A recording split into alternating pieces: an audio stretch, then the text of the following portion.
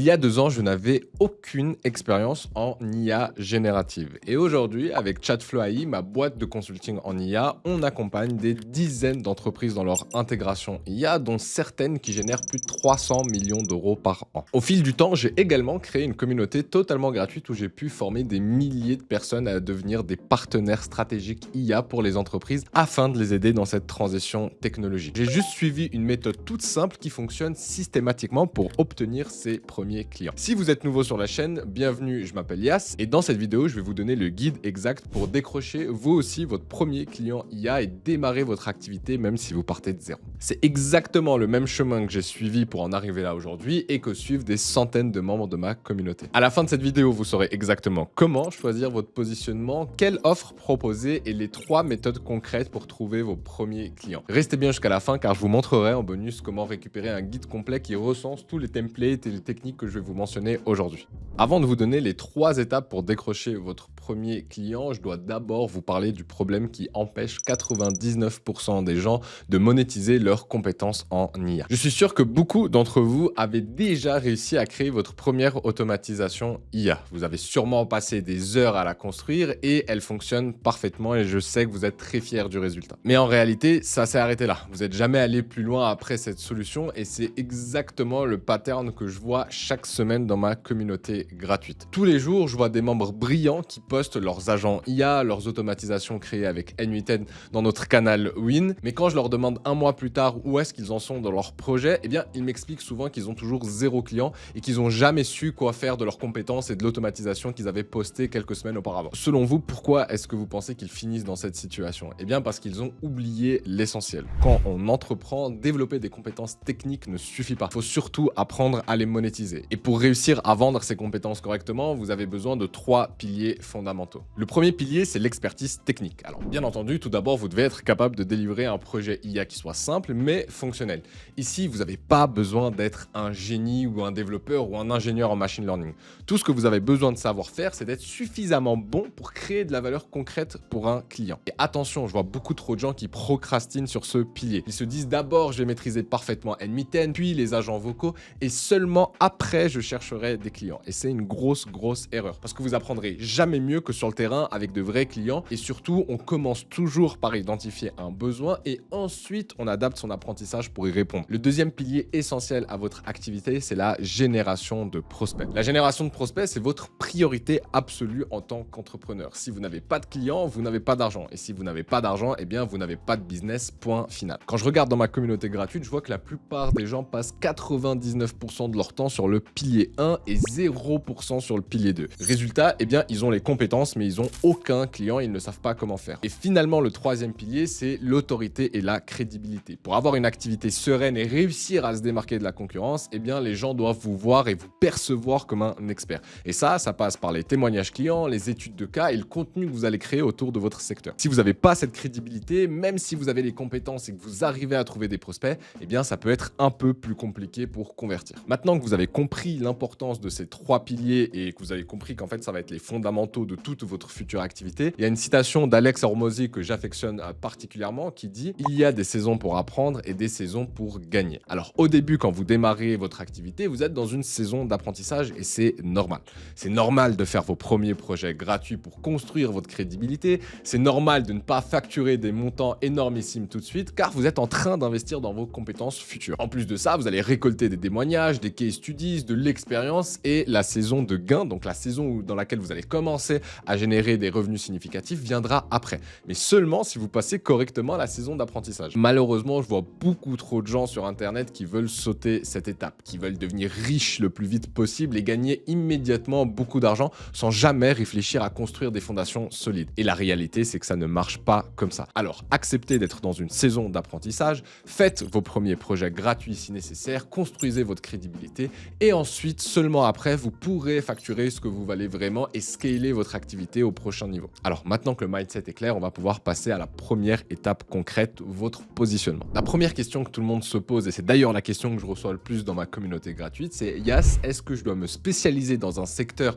pour vendre des services IA ou est-ce que je dois rester généraliste? Et la réponse, c'est que ça dépend de votre situation. Mais voici quand même le chemin que je recommande dans la grande majorité des cas. En général, je vous recommande de commencer généraliste, puis de devenir spécialiste et enfin d'être ultra niché. Alors, pourquoi est-ce que je vous recommande d'être généraliste ou de commencer généraliste? Parce qu'en fait, ça va littéralement vous permettre de multiplier les opportunités d'apprentissage. Vous allez être exposé à différents secteurs, à différents types de problèmes, différentes solutions, et c'est cette diversité qui va vous permettre de progresser rapidement et de très vite comprendre où est-ce que vous avez un avantage concurrentiel. Mais attention, il y a quand même une nuance importante. Si en lisant les 4 critères que je vais vous donner maintenant, vous cochez le critère 1 et 2, alors vous pouvez tout de suite sauter directement à l'étape de spécialiste et d'oublier le fait d'être généraliste. Le critère numéro 1, c'est l'accès business. Alors, ce critère-là, c'est clairement votre ticket d'or. Si vous avez ça, foncez sans réfléchir, spécialisez-vous et faites-en votre niche. Qu'est-ce que j'entends par accès business? Eh bien, concrètement, ça veut dire que vous avez un accès direct à une entreprise où vous allez pouvoir tester vos services. Ça peut être l'entreprise familiale, celle d'un ami proche entrepreneur ou même votre ancien employeur.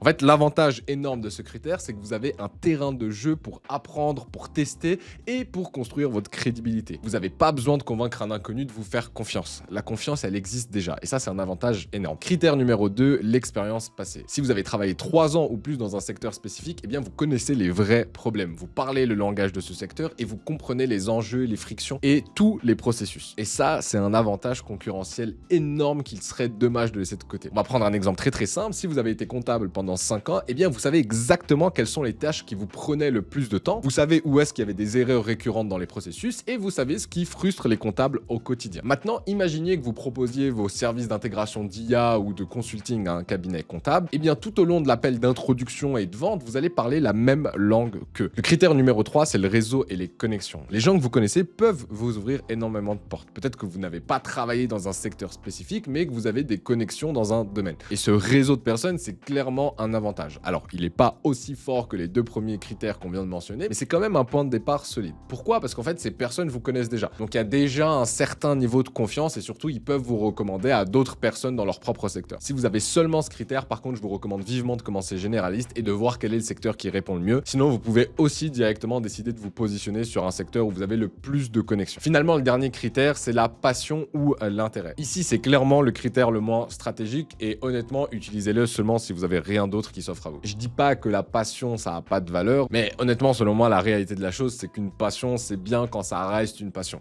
Quand ça devient du travail, en général, c'est différent. Si vous êtes passionné par le sport et que vous voulez absolument aider les centres sportifs à intégrer l'IA, ok, mais soyez conscient que vous n'avez pas d'avantage concurrentiel des critères 1 et 2 que je vous ai présentés avant et qu'il va falloir tout réapprendre sur le terrain. Peut-être que vous aurez 2-3 facilités, mais contrairement à quelqu'un qui a été coach sportif, ça va probablement être différent. Du coup, mon conseil, c'est que si vous avez seulement ce critère-là, honnêtement, commencez généraliste. Testez plusieurs secteurs, ne refusez aucun projet et laissez les données du marché vous guider vers une niche après 2-3 projets. Alors maintenant, j'aimerais que vous fassiez pause sur cette vidéo, que vous preniez un stylo et une feuille de papier. Prenez 5 minutes pour faire un exercice rapide. Commencez par lister 3 à 5 options selon les critères que je viens de vous donner. Classez-les par force selon l'ordre que je vous ai présenté et prenez une décision. Et s'il vous plaît, ne procrastinez pas sur cette étape. Si vous avez un accès business ou une expérience forte dans un domaine, eh bien c'est simple, vous vous nichez immédiatement sur ce secteur pour commencer.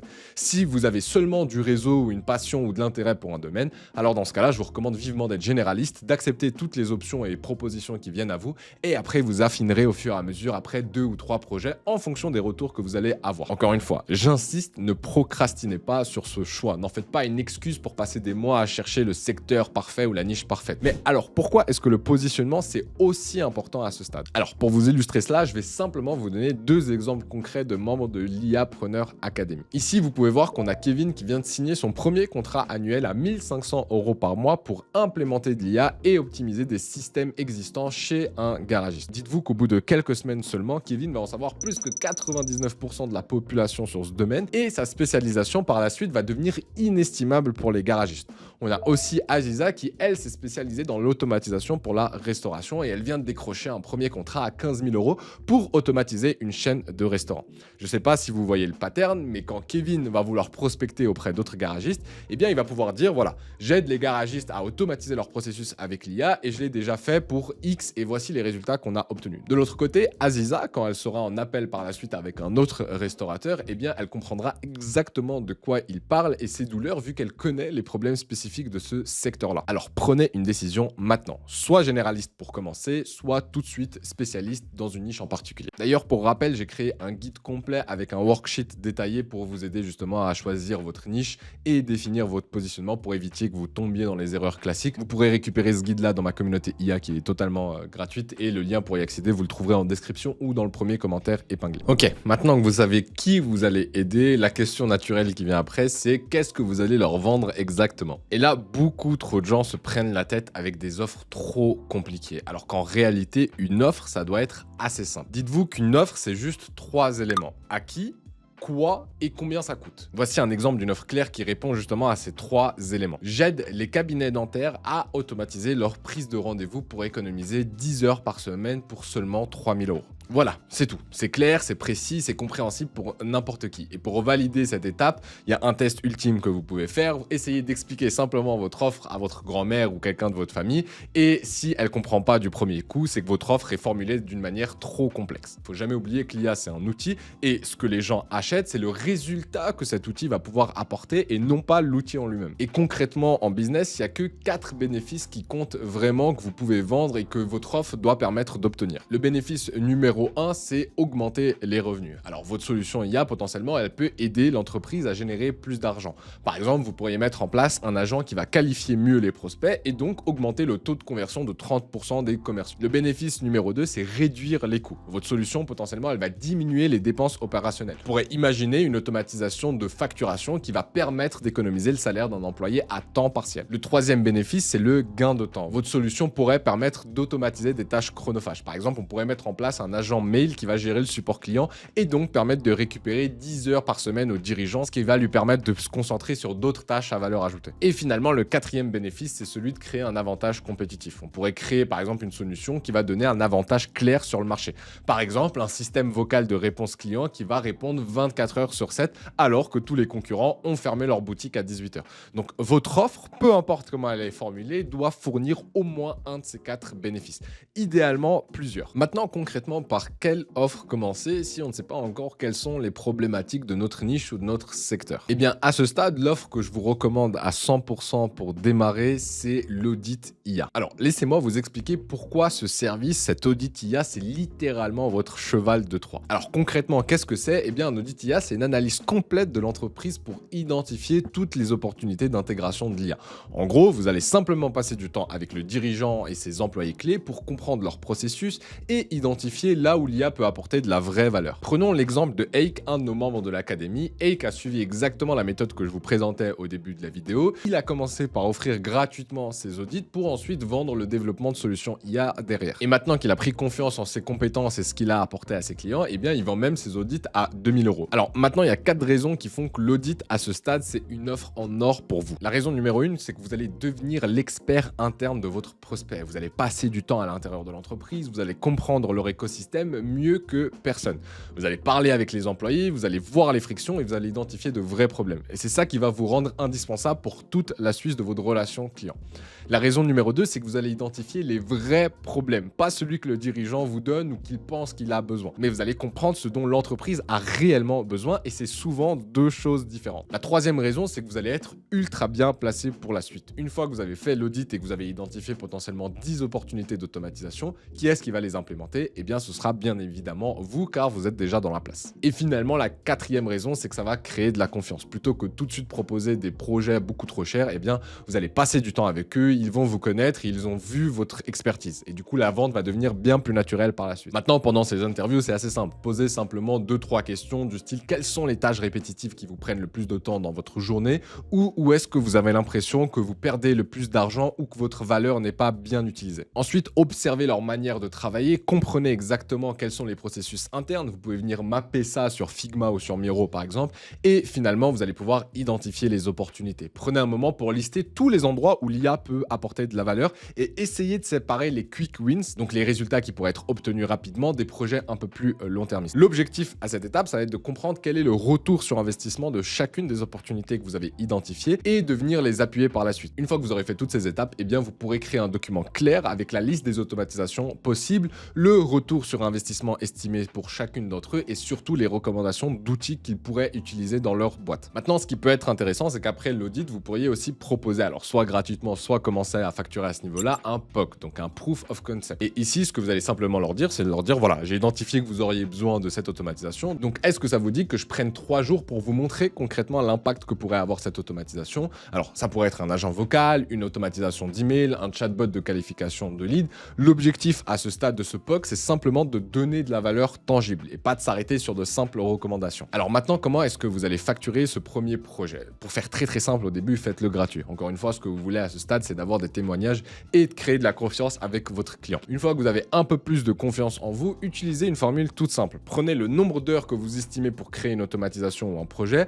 fois votre taux horaire. Par exemple, si le projet, vous pensez qu'il va vous prendre 10 heures, eh bien, vous pouvez facturer 50 € de l'heure, donc ça vous fait à peu près un projet à 500 €. Et en troisième phase pour la tarification, vous pouvez venir baser sur la valeur apportée. Et c'est là que ça devient vraiment intéressant. Une fois que vous avez des données qui prouvent la valeur de vos solutions et de la valeur de ce que vous apportez à votre niche, eh bien, vous allez pouvoir facturer en fonction du retour sur investissement pour le client. Un exemple concret de ça, c'est que si vous créez une automatisation qui fait économiser 2 heures par semaine aux dirigeants et qu'on estime son taux horaire à peu près à 300 €, ça fait 600 € économisés par semaine et donc 31 200 € par an au client. Si vous facturez seulement 10% de ce que vous lui faites économiser, ça fait déjà 3000 € et pour lui, c'est un no-brainer. Il récupère son investissement en moins de 2 mois. Voilà, vous avez maintenant votre positionnement et votre offre. Il reste plus qu'une chose, trouver vos premiers clients.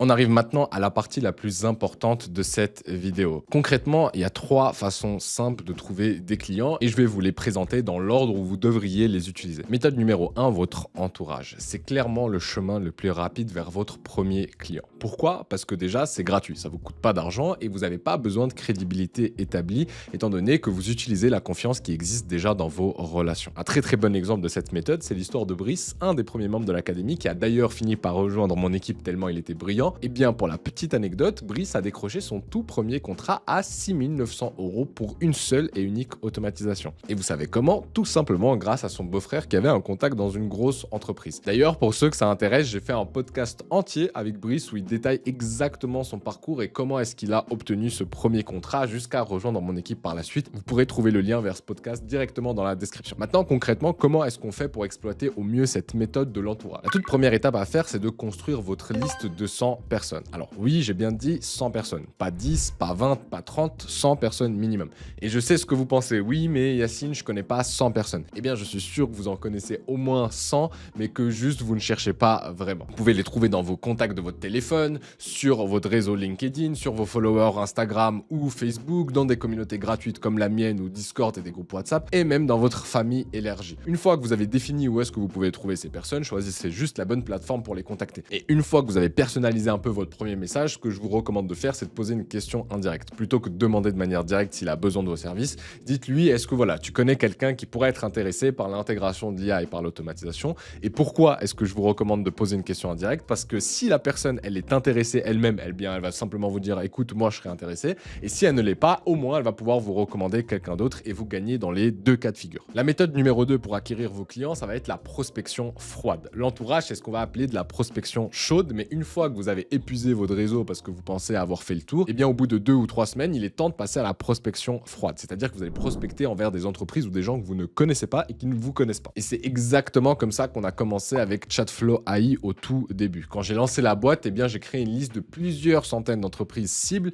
qui répondaient à nos caractéristiques. J'ai trouvé les dirigeants sur LinkedIn et je leur ai envoyé des emails ultra personnalisés pour les convaincre de travailler avec nous. Alors c'est vrai qu'au début, ça a pris un peu de temps pour avoir les premiers clients, mais une fois qu'on avait la technique, qu'on avait compris le process, c'était un peu de boulot, mais ça a fini par payer parce que par la suite, c'était une machine automatique. Donc, ce que je vous conseille de faire pour la prospection froide, en première étape, ça va être de définir exactement qu'est-ce qu'un prospect qualifié. Par exemple, si vous visez les coachs sportifs, eh bien, dites-vous qu'un prospect qui pourrait être intéressé par vos services, c'est un coach sportif qui a 50 000 ou plus de 50 000 abonnés sur Instagram, parce que potentiellement, un coach sportif qui a 10 000 abonnés ou 5 000 ou 2 000 abonnés, eh bien, c'est un coach qui débute et qui aura probablement pas les moyens de travailler avec vous. Une fois que vous aviez défini ce qu'était un prospect qualifié dans votre secteur pour votre situation, eh bien, l'étape numéro 2, ça va être de trouver 100 prospects par jour. Là, vous pouvez utiliser des outils comme LinkedIn Sales Navigator, Google, des annuaires professionnels ou même Trustpilot.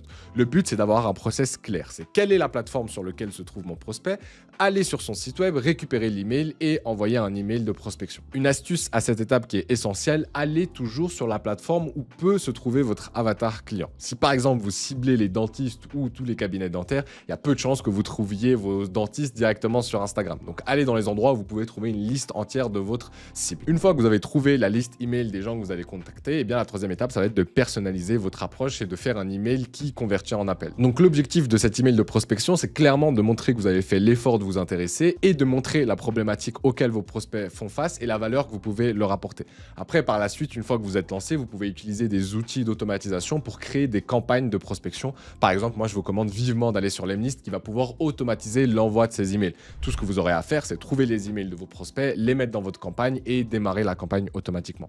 Une petite technique que je vous recommande d'utiliser qui a explosé nos taux de conversion vers nos appels, eh bien, c'est la technique du Loom. Ce que je vous recommande de faire, c'est que quand vous allez envoyer des emails de prospection, dites à vos emails, voilà, j'ai tourné une première vidéo où je vous explique la valeur que je pourrais vous apporter avec l'IA et demandez-leur s'ils sont d'accord pour que vous leur envoyiez. En fait, ce qui se passe là, c'est que vous déclenchez la curiosité, le prospect va se dire, ah, bah, il a tourné une vidéo, je serais quand même intéressé de voir ce qu'il a à me dire. Et par la suite, s'il vous dit oui, c'est à ce moment-là que vous tournez la vidéo et le but de cette vidéo, c'est d'essayer d'apporter le maximum de valeur dans une petite vidéo de 3 à 4 minutes. Maintenant, la troisième et dernière méthode pour acquérir des clients, c'est celle qui a le plus de potentiel à long terme, mais c'est aussi la plus lente et la plus compliquée à démarrer et c'est la création de contenu. Alors, je peux vous parler de ça en toute connaissance de cause parce qu'aujourd'hui, ma chaîne YouTube représente 100% notre acquisition et honnêtement, on passe plus de temps à refuser des clients qu'à en accepter tellement on croule sous les demandes de prospects.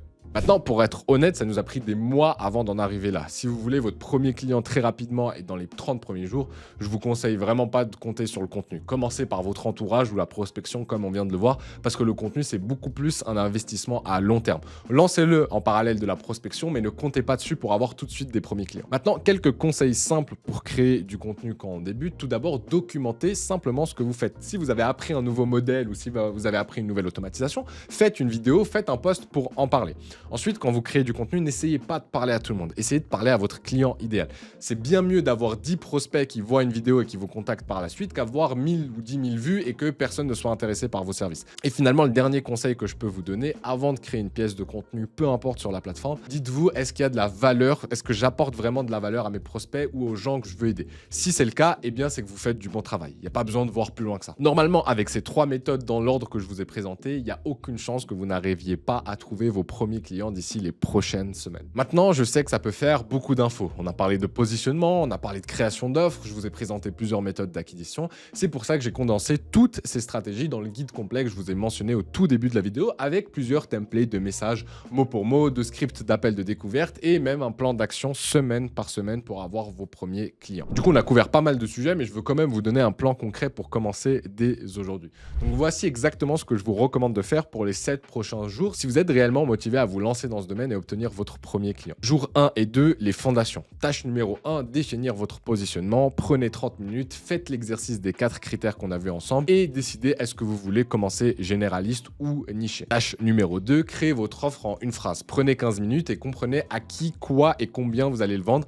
et testez de l'expliquer à un ami. S'il ne le comprend pas, simplifiez simplement. Tâche numéro 3, listez 100 personnes de votre réseau. Prenez une heure, scrollez vos contacts, votre LinkedIn, les communautés, créez un tableau avec les 100 noms que vous allez contacter par la suite. Jour 3 à 5, commencez à faire de la prospection dans votre entourage. Envoyez 20 messages personnalisés par jour. Ça va vous prendre environ seulement 2 heures et là, vous allez voir très vite s'il y a des retours. Et vous pouvez même mettre un petit post sur LinkedIn ou sur les réseaux pour dire que vous lancez une nouvelle activité. Est-ce qu'il y a des gens qui sont intéressés à travailler avec vous gratuitement? Et finalement, les 2 derniers jours de cette première semaine, ce que je vous recommande de faire, c'est de préparer une démo qui soit simple. Prenez une heure, enregistrez une petite vidéo avec Loom de 60 secondes qui montre une automatisation que vous avez déjà créée par le passé. Cette vidéo, vous allez pouvoir l'envoyer parler justement à ses prospects, à votre entourage pour montrer ce dont vous êtes capable et vous pourrez commencer à préparer votre pitch pour que les gens comprennent quelle est la valeur claire que vous pouvez leur apporter. Maintenant, je vous rappelle les 3 erreurs à absolument éviter lors de ces premières semaines. Ne procrastinez pas sur la technique et le premier pilier que je vous ai présenté. Retenez toujours qu'il faut apprendre en faisant et pas simplement en regardant des tutoriels pendant des mois et des mois. Ensuite, n'essayez pas de vendre à tout le monde tout et n'importe quoi. Choisissez un seul et unique problème spécifique à résoudre et c'est beaucoup mieux d'être excellent sur une chose que sur 10 et d'être un peu moyen. Et finalement, passez à l'action. Un mauvais message envoyé, c'est beaucoup mieux que 0 message envoyé. Et même si vous n'arrivez pas à avoir des appels tout de suite, sachez que les opportunités viennent au fur et à mesure de l'action et pas de la réflexion à rester des heures et des heures à réfléchir sur des hypothèses qui ne se passeront probablement jamais. Je pense sincèrement que l'IA, c'est la plus grande opportunité entrepreneuriale de notre époque. Alors, c'est vrai qu'il y a des millions d'emplois qui vont disparaître, mais personnellement, je suis persuadé qu'il y a des millions d'opportunités qui vont naître pour ceux qui sauront agir maintenant et qui sauront maîtriser toutes les compétences liées à l'intelligence artificielle. Alors, je vous demande une chose, ne soyez pas celui qui se contente de voir le train passer, essayez de monter dedans pour vous aussi en profiter. Si vous avez des questions sur l'acquisition client, ce dont on vient de parler là, ou même de l'IA en général, sachez que j'organise tous les lundis à 18h30 un séminaire d'1 heure où je prends le temps de répondre à toutes les questions des membres de ma communauté gratuite. Alors maintenant, je sais qu'il y a beaucoup d'entre vous qui sont très motivés, mais qui sont encore un peu perdus dans le jargon technique lié à l'intelligence artificielle. Et même si vous voulez passer à l'action le plus vite possible, il y a quand même des notions de base indispensables à maîtriser pour pas paraître pour un débutant total. Et c'est pour cette raison que j'ai fait une vidéo entière où je vous présente les 7 concepts les plus importants à comprendre pour devenir un vrai expert. Si ça vous intéresse, vous pouvez cliquer sur la vidéo juste au-dessus pour y accéder.